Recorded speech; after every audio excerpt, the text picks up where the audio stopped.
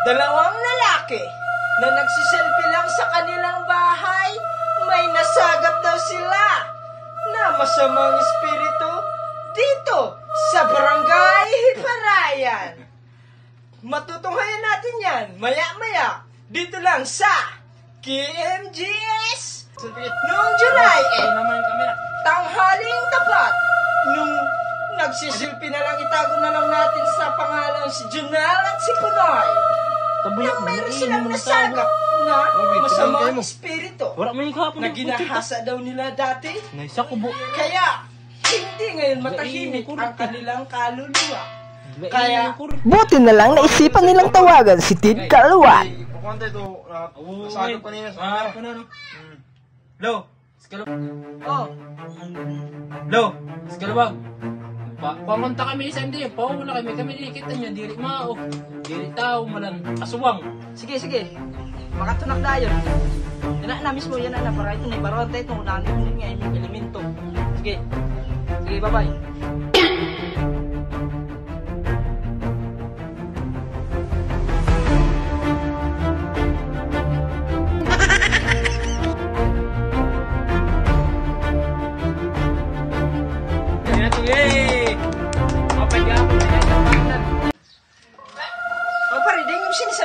Sinilpisan mo na may kamay kulon yung masamang espiritu. Didi.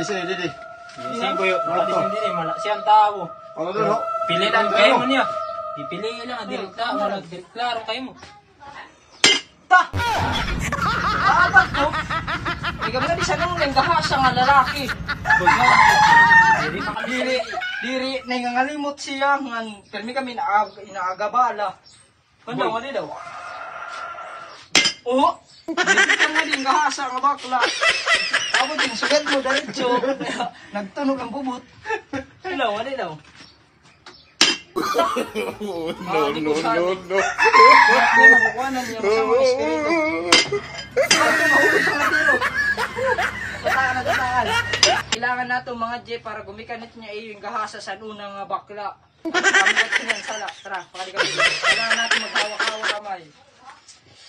In the name of the Father, of the Son, the Holy Spirit. Amen. Kung sino ka mang masamang espiritu, umayas ka na dito.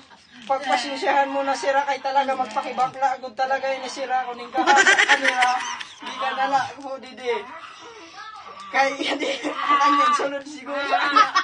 Bukot. Kaya nauli lang kamot. Ikaw na akong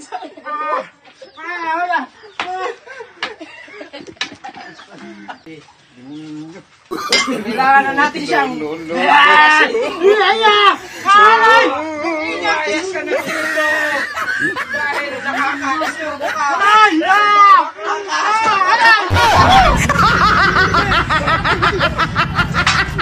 Kung meron kayo gustong iparating, magpaalam lang kayo sa aming page na KMJs. Kaya hanggang dito lang muna tayo. Bye-bye!